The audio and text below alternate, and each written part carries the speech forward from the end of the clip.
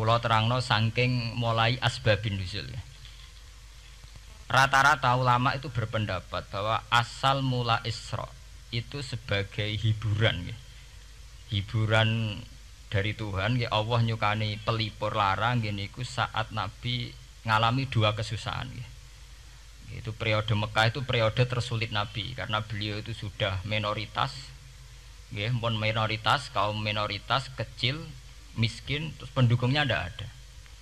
Satu-satunya yang menggaransi, yang menjamin Nabi tidak dibunuh itu karena beliau dilindungi oleh sinten pamanipun, sinten Abu Thalib.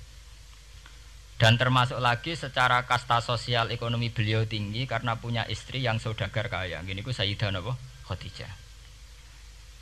Tapi ternyata orang yang selama ini benar-benar di belakang Nabi, baik secara materi maupun moral, sing entek-entekan berjuang, ternyata wafat. Khadijah Abu Thalib wafat. Terus dikenal tahun itu tahun Amul Husni, tahun kesusahan. Sudah gitu niki sing termasuk ilmiah. Sudah gitu secara ilmiah psikologis kejiwaan Nabi terguncang. Niki rungokno tenan niki ngaji nggih.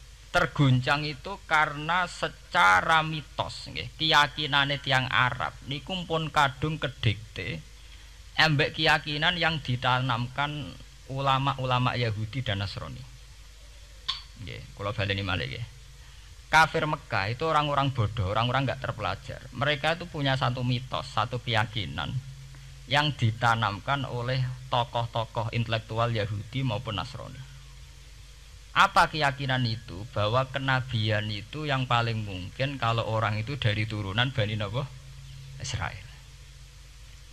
Orang mungkin Nabi kok ora turunane wong Yahudi utawa wong Nasrani. Sehingga ketika Nabi mendakwahkan diri sebagai Nabi, mereka bilang antakulu innama unzilal kitabu ala ta'ifataini min qablina. Nak jenenge wahyu harus tidak jauh-jauh sangka turunan-turunan Yahudi. Sebab itu banyak cerita di Quran, cerita konsultasine tiyang kafir Mekah nggih pada tokoh-tokoh Yahudi. Setelah konsultasi ya disesatkan. Orang mungkin Nabi kok nemu ummiyin, mung bintuk-bintuk untuk napa? Wahyu. Padha-padha dadi nabi rak kita, ora Muhammad. Ini kalau cerita sejarah. Sehingga saat Nabi ngaku Nabi, niku kayak sudah jadi mitos. Nabi itu tidak boleh jauh-jauh dari Palestina. Karena Nabi Ibrahim orang Palestina, Nabi Isa orang Palestina, Yahya Zakaria juga orang Palestina. Nabi Musa juga orang Palestina. Semuanya itu tidak jauh-jauh dari komunitas Baitul Aqsa. Ini ku masjid Baitul Maqdis atau Baitul Muqaddas. Lah itu wong kafir pinter. Saking kepengen nyudutno Nabi Muhammad itu sampai Nabi mesti ning Palestina. Ya mesti roh cerita-ceritane Nabi ning Palestina. Lah kowe apa tau roh Palestina? Wis tuwakoke detail-detail. Nek kowe pancen roh iku pintu masjid ning Palestina Baitul Aqsa jumlahe piro? Terus madhepe ning ndi wae. Jadi bahwa Nabi ngeklaim diri sebagai Nabi yang bisa membaca malakutas samawati, baca alam-alam gaib. Niku dites nek iso tenan saiki aku takok jumlahe pintu Baitul Maqdis piro. Nah, niki peringatan kangge santri-santri bahwa semua nabi itu di luar dites fisik. Artinya zaman Nabi salat ning masjid kayak teletong unta terus disiksa Abu Jahal itu hanya ujian-ujian fisik. Tapi di luar itu sebetulnya Nabi juga mengalami ujian-ujian intelektual. Ya kayak cerita-cerita di hadis sahih, Nabi itu sering didatangi orang Yahudi ditanya, "Mat, saya punya 5 pertanyaan. Yang tahu itu hanya Nabi. Kalau kamu bisa jawab ya Nabi, kalau enggak ya tidak Nabi." Termasuk takokane, apa pertama yang dimakan ahli jannah saat masuk surga? Takokane aneh-aneh. Terus kenapa anak itu kok kadang mirip bapaknya, mirip ibunya? So, takut aneh-aneh. Dan itu berlanjut terus sampai Nabi di periode Madinah. Nah sebab itu Nabi itu secara intelektual itu diasah Tuhan lewat proses Isra. Di mana Nabi saat itu secara fasih bisa menjawab jumlah pintu Masjid Aqsa sekian. Perilaku Nabi Musa begini. Wajahnya Nabi Musa begini, wajahnya Nabi Ibrahim begini. Sampai di hati-hati sahih Nabi bisa menjelaskan detail. Nabi Musa itu rambutnya kayak ini, wajahnya kayak ini, ada mutiwal. Itu detail sekali Nabi. Sebab itu di sini diterangkan oleh Imam Suyuti, peristiwa Isra adalah peristiwa di mana Nabi berjumpa para sinten Nabi. Itu asal usulnya kenapa? Karena sudah kayak menjadi mitos, Nabi itu tidak boleh jauh-jauh dari tradisi Yahudi, tradisi Palestina. Paham ben sampean roh asal usulnya. Tapi kemudian asal usul itu sebetulnya hanya sementara, hanya permainan politik.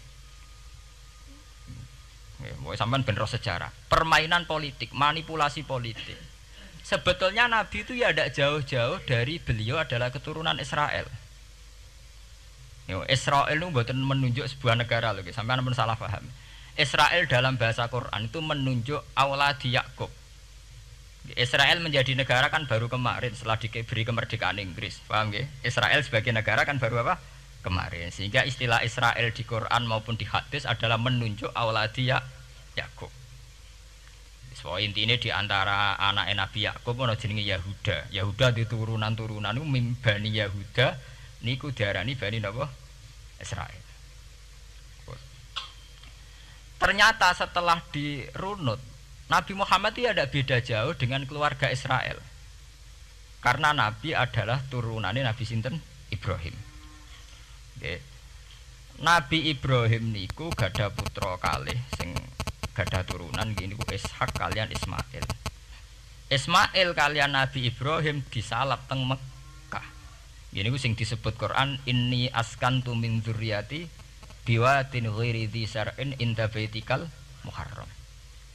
Terus saking Nabi Ismail nurun-nurun ngantos Sayyid Adnan. Ya, mulane nak teng berjanji disebut wa adnanu bila roy bin intadzabil ulumin nasabiyah ila dzabihi Ismail nisbatuhu wa muntama. Secara teori ilmu nasab Sayyid Adnan jelas-jelas wa adnanu bila roy bin intadzabil ulumin nasabiyah ila dzabihi Ismail nisbatuhu wa muntama. Tapi yang menjadi masalah, yaitu tadi saya sudah bilang, seakan-akan Nabi Muhammad itu orang yang benar-benar berbeda dari dinasti itu, dari keturunan itu. Karena orang Yahudi, orang kafir Mekah di kepentingan menggagalkan kenabian Muhammad, sehingga dilecehno Muhammad bin Abi Kabsah. Oh Muhammad yang cilik di rumah tukangan wedes. Jadi, gue nak seneng kiai kan. Inna akramakum indawi atqakum. Cek ben Karlan, cek Karmin pokoke takwa ya kiai. Tapi nek lagi gedeng kiai iku kan anake Karlan kok kakean tingkah. Lah dhisik wong Mekah ya ngoten niku. Dadi nak muni Muhammad bin Abdullah bin Abdul Muthalib cek terhormat. Mereka adalah orang-orang bangsawan di seputarku Quraisy. Nabi itu kastane Quraisy. Jadi kalau Muhammad bin Abdullah bin Abdul Muthalib cek ketok terhormat. Wong kafir pinter nang istilahna ora Muhammad bin Abdullah.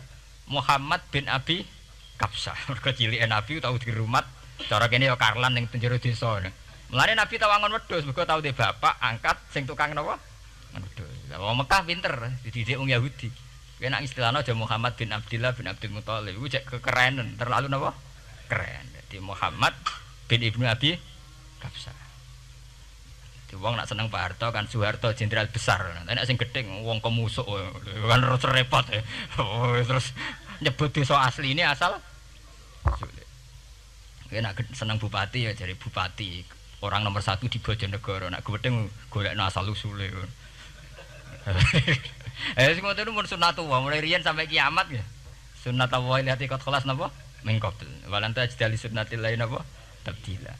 Ya akan begitu.